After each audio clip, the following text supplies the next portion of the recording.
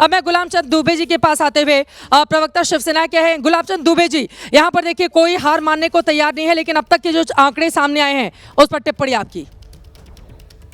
जी देखिए, इस समय चित्रा जी सबसे बड़ी हमारे लिए बड़ी उन्माद और खुशी की बात यह है कि हमारी महायुति का जिस ढंग से महाराष्ट्र के अंतर्गत 29 महानगर पालिकाओं के अंदर 27 पे हमारा महायुति का जीत दिख रहा है। महायुति हमारा इस गठबंधन धर्म का इसको निभाते हुए महायुति की जीत में हम अपनी जीत देख रहे हैं। और जिस तरह से उद्धव परिवार या उद्धव बंधु ने जिस ढंग से देश के भिन्न भिन्न राज्यों के लोगों को अपमानित करने का काम देखिए, यहाँ पर आप अपनी पार्टी की जीत की बात कर रहे हैं और यहाँ पर सेंचुरी लग चुका है। मुंबई में बीएमसी में भारतीय जनता पार्टी प्लस 102 पर 127 चाहिए बहुमत के लिए, 114 चाहिए बहुमत के लिए, और यहां पर आप देख रहे हैं 102 पर, यानी कि अब बहुत ज्यादा पीछे नहीं है। यहां पर बीजेपी प्लस, दूसरी तरफ शिवसेना उद्धव गुट 63 पर, कांग्रेस 9 पर और अद्य 5 पर। और यहां पर कम से कम शिंदे और भारतीय जनता पार्टी के लिए कितनी बड़ी खुशी और राहत की यह खबर है। दोनों ने मिलकर चुनाव लड़ा, दोनों ने पूरी ताकत लगाई और उसके बाद रिजल्ट उनके फेवर में जाता हुआ दिखाई दे रहा है। 102 पर बहुमत का आंकड़ा 114 पर, अब बहुत ज्यादा दूर बहुमत से यहां पर भारतीय जनता पार्टी गठबंधन नहीं है। गुलाब चंद दुबे जी, जल्दी से आप अपनी बात पूरी करें। बीजेपी प्लस 102 पर, दुबे साहब। जी पित्रा जी, अभी मुझे लग रहा है कि अभी सब कुछ कहना बहुत जल्दीबाजी होगा। जिस ढंग से मीडिया के माध्यम से, एग्जिट पोल के माध्यम से यह सूचना आई कि हमारी महायुति की जीत हो रही है, मुंबई, ठाणे, मैंने तमाम ऐसे महानगर पालिकाओं के अंदर जो जीत की तरफ अग्रसित होता हुआ ये आंकड़ा जो दिख रहा है, इसमें कोई दो राय नहीं है कि हम जीत की तरफ नहीं है। लगभग जीत का पूरा आंकड़ा आ चुका है। अब कुछ घंटे बाकी हैं, बस हम लोग मिठाई खाएंगे और उसके साथ में आपको भी मिठाई खिलाएंगे। अब मिठाई यहाँ नोएडा स्टूडियो तक कैसे आएगी, ये बड़ा सवाल है, इसका हमें इंतजार रहेगा। लेकिन कुल मिलाकर उत्साहित है और आप ये कह रहे हैं कि हम इससे भी बहुत बड़े मार्जिन से जीतने जा रहे हैं। सीमा मलिक जी, अब सीधे आपके पास आते हुए बताइए, आपके गठबंधन ने क्या हाल बना लिया है अपना? सीमा मलिक जी। देखिए, कोई ऐसा हाल नहीं बनाया और मुझे कोई हताशा या निराशा नहीं है। जिस तरह की भी ऑफकोर्स जो जीता वही सिकंदर वाली बात होती है, पर देखिए जिस तरह की चीज़ें इस इलेक्शन में देखी गई हैं वो भी हमने देखा है कि किस तरह से किस तरह से अनअपोज लोग जीत जा रहे हैं, किस तरह से लोगों को थ्रेट किया गया है, किस तरह से। देखिए, आप हंसेंगे, आप, हाँ, मुझे पता है कि अगर हम जब भी बोलेंगे तो हमारी हंसी उड़ा दी जाती है कि भाई ये इंक वाली बात क्या है और ऐसा क्यों है।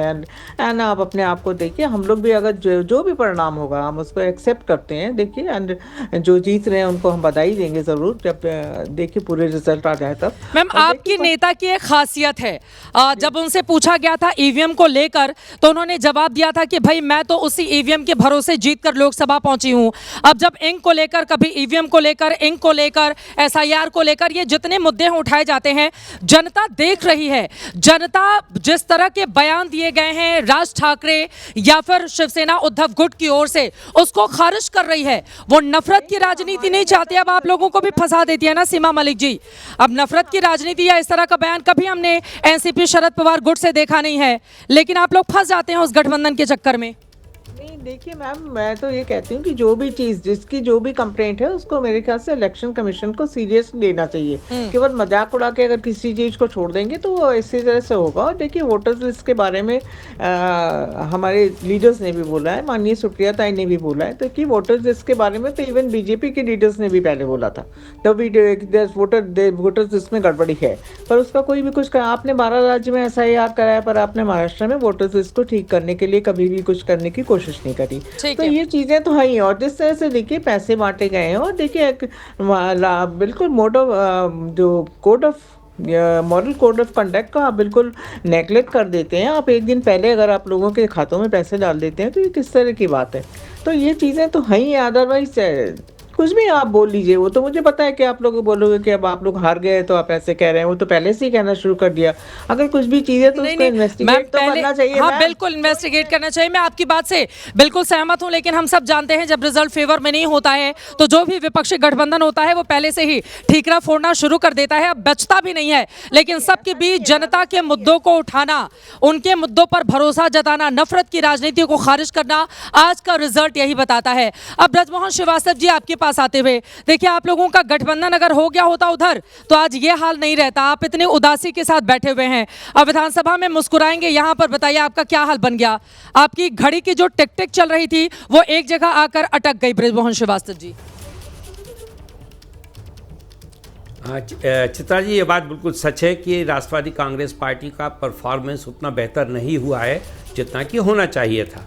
और ये बात भी सच है कि महाराष्ट्र की जनता ने महायुति में अपना नेता उन्होंने भारतीय जनता पार्टी और भारतीय जनता पार्टी के प्रतिनिधियों को माना है। तो एक तरफ अगर हम ये कहें कि हमारे लोग नहीं जीत पाए, ये हम लोगों के लिए एक सबक है और इसके लिए हम लोगों को तैयार भी होना चाहिए जिससे हम अपने संगठन को बेहतर बनाने का काम करें। लेकिन एक दूसरी तरफ हम लोगों को इस बात की भी खुशी है कि महायुति पूरी ताकत के साथ महाराष्ट्र में जनता की सेवा करने के लिए अब जो थर्ड लेयर ऑफ गवर्नेंस है उस पर भी पूरी तौर से काबिज हो गई है। ये महाराष्ट्र की जनता के लिए भी एक अच्छा शुभ संदेश है और महाराष्ट्र के विकास के लिए भी अब ये 3 इंजन एक साथ काम करेंगे तो मुझे पूरा विश्वास ये तो बहुत गजब हो गया कि बीजेपी और शिंदे गुट की जीत का भी श्रेय आप ही ले रहे हैं कि ये 3 इंजन बड़ा विकास करने वाले हैं। सर, आपका इतना बुरा हाल बन गया, फिर भी उम्मीदें बाकी है, इसी को कहते हैं जज्बा।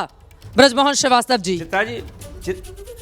चित्रा जी, हम लोग महायुति के हम लोग बहुत मजबूत साथियों में से एक है कि महाराष्ट्र की सरकार में हम लोग वहाँ पे काबिज हैं और महाराष्ट्र की जनता की हम लोग सेवा कर रहे हैं सरकार में रह के। तो ये जीत तो हम सब लोगों की है, महायुति की जीत है और इसको हम लोग उसी ढंग से स्वीकार भी करते हैं। ये बात सच है कि हमको अपने संगठन की तरफ देखना होगा, हमें अपने संगठन को बेहतर और मजबूत बनाना होगा जिससे कि हम हमारी पार्टी के जो समर्थक हैं और हमारी पार्टी के जो कार्यकर्ता हैं उनको बेहतर तरीके से काम करने का मौका मिले और वो भी मुख्य धारा में आने वाले दिनों में अपनी भूमिका को निभा सके। लेकिन ये बड़ा सवाल पूछा गया कि केंद्र में 7, राज्य विधानसभा में 7 और उसके बाद देखिए यहाँ पर आमने सामने ये रिश्ता क्या कहलाता है। लेकिन यहाँ पर मतलब इस बात का अंदाजा पहले से ही देवेंद्र फडणवीस को था कि इन लोगों का कुछ होने वाला नहीं है, इनको सीटें देकर हम अपना नुकसान करेंगे, शायद इसी वजह से गठबंधन से बाहर रखा गया। बिल्कुल, और जो दायित्व उनको दिया गया था बिना बताए वो तो वो पूरा कर रहे हैं ना, क्योंकि वोट काट रहे हैं, जो वोट कटाव का काम वही कर रहे हैं। आप उनको वोट कटवा, अजित पवार की पार्टी को आप वोट कटवा पार्टी बता रहे हैं। बिल्कुल, देखिए श्रीवास्तव जी मेरे मित्र है अच्छे, उन्होंने उनकी चिंता होना उन्हें स्वाभाविक है, क्योंकि चिंता ये नहीं है कि पार्टी हार रही है, बड़ी चिंता ये है कि पुणे और पिंपरी चिंचवड़ जहाँ पे भारतीय जनता पार्टी और उनकी पार्टी में आमने सामने की टक्कर थी, वहाँ पर अजित पवार ने वो साहस करके दिखाया था। अभी तक इरिगेशन स्कैम का आरोप उन पे प्रधानमंत्री जी से सब मर रहे थे, उन्होंने कहा कि भाई हमारे स्कैम की क्या बात करते हो, आप जाइए और आपके ज़माने में आपके मंत्री ने स्कैम किया हुआ है। उन्होंने भाजपा पे ही स्कैम का आरोप लगाया। अब इन नतीजों के बाद आपस में मिली भगत होती होगी। क्या आप महाराष्ट्र की सियासत को इतना समझते हैं?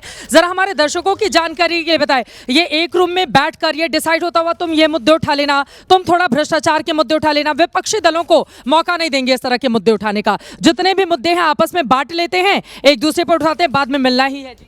सेटिंग पॉलिटिक्स, कुछ गलत नहीं कहा आपने चित्रा जी। देखिए ना कि अगर मुंबई में अजित पवार की राष्ट्रवादी इनके महायुति के साथ लड़ती, यानी भाजपा और शिंदे के साथ, क्या फ़ायदा होता?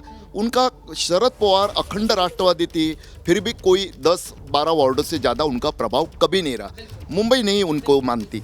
लेकिन अलग लड़ने से वार्ड के चुनाव में 1500 वोट भी मार्जिन बड़ा हो जाता है। वहाँ पे उतना भी वो अगर वोट काटते हैं, फायदा किसका होगा? वो वोट काटने वाले सो कॉल्ड सेक्युलर वोट, तो उनका ही भाजपा महायुति को ही फायदा पहुंचाने का काम है।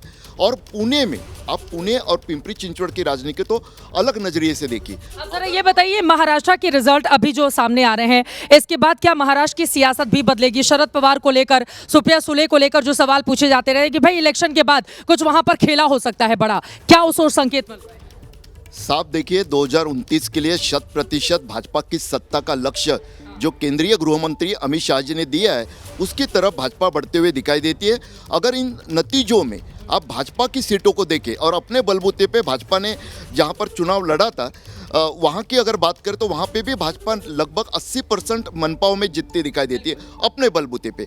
विदर्भ में उन्होंने शिंदे जी के नागपुर में 6 सीटें दी थी इतनी बड़ी मनपा में, और शिंदे जी ने मान ली थी, वहाँ पे उनकी जीत हो रही है। विदर्भ रीजन में, मराठवाड़ा में एक जगह ठाकरे है, एक जगह कांग्रेस है, लेकिन बाकी जगह उनको फायदा मिलते दिखाई दे रहा है। कुल मिलाकर आप ये कह रहे हैं कि जितने भी अलग अलग क्षेत्र हैं, हर जगह अगर हम निगाह टिकाकर देखें तो हर जगह भारतीय जनता पार्टी बहुत बड़े बढ़त के साथ